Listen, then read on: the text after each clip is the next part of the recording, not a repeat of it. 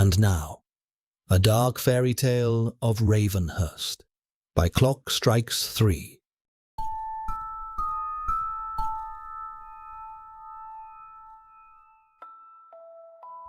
There are those who spend their entire lives wishing to be seen. For some, no amount of attention is ever enough. And in Ravenhurst, such things rarely go unnoticed.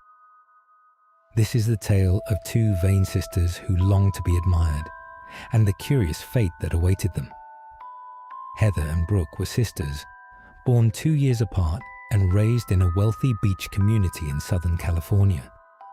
Their parents, though as emotionally warm as a refrigerator, were successful film producers who had done very well for themselves and were determined that their daughters should never want for anything.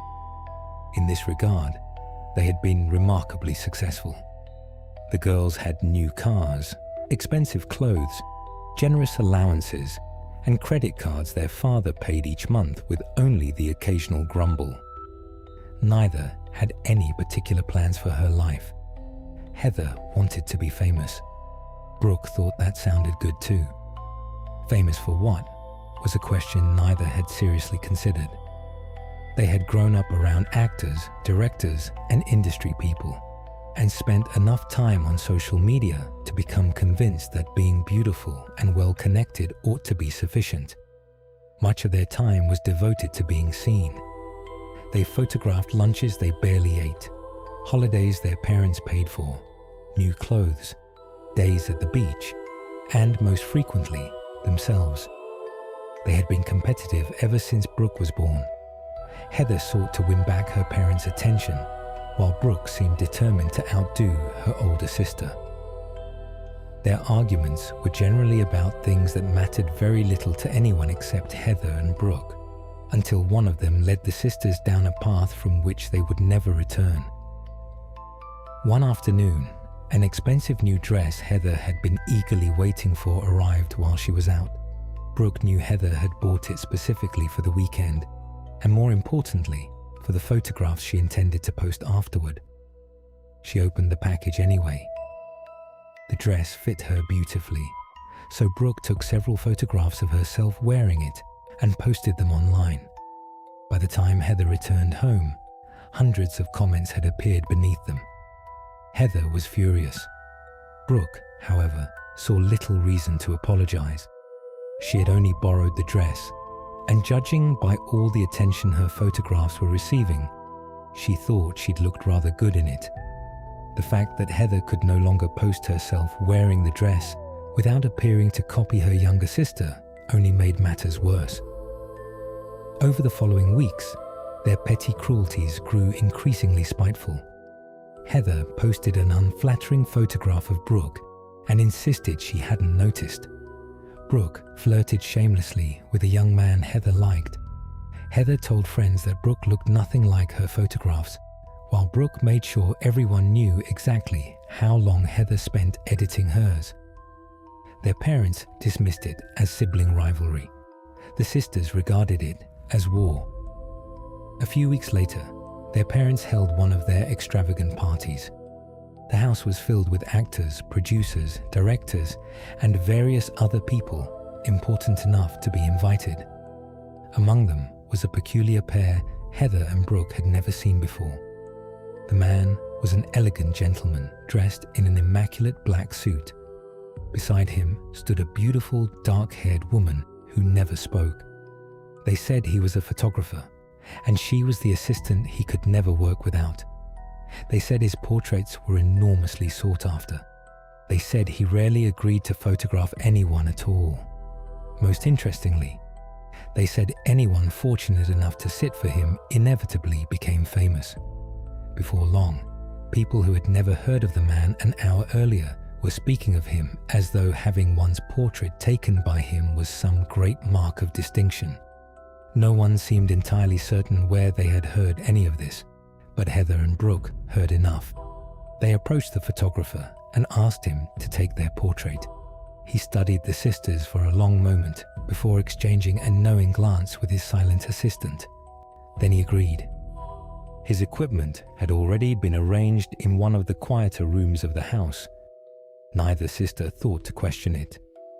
While his silent assistant took Brooke aside to prepare her for the portrait, the photographer quietly approached Heather. "You have something special," he told her in his thick Italian accent. "Something your sister lacks." Heather couldn't have agreed more. He told her that, if she wished, he could make certain Brooke was no longer a threat to her fame, and that Heather would be the one being seen.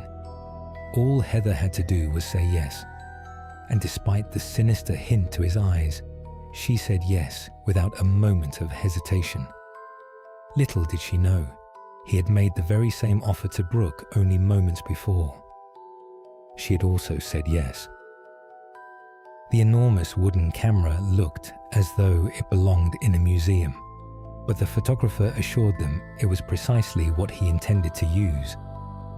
His assistant arranged the sisters before the camera while he disappeared beneath a black cloth. Even then, Heather and Brooke couldn't resist competing for his attention. Heather shifted slightly forward. Brooke immediately did the same. Heather moved again. Brooke nudged her back. At last, the photographer emerged from beneath the cloth.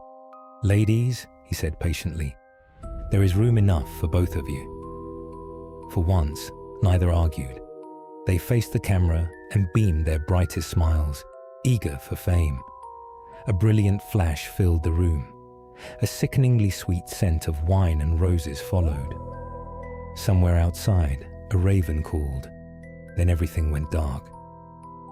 Heather did not know how much time had passed when she became aware of voices. People were standing before her, though they seemed strangely large. She tried to move, but her body would not respond. She tried to call out, but no sound came. From the corner of her vision, she could just make out Brooke beside her, wearing the same perfect smile she'd worn when the photograph was taken. Heather tried desperately to reach her, but Brooke remained perfectly still, her eyes fixed upon the room.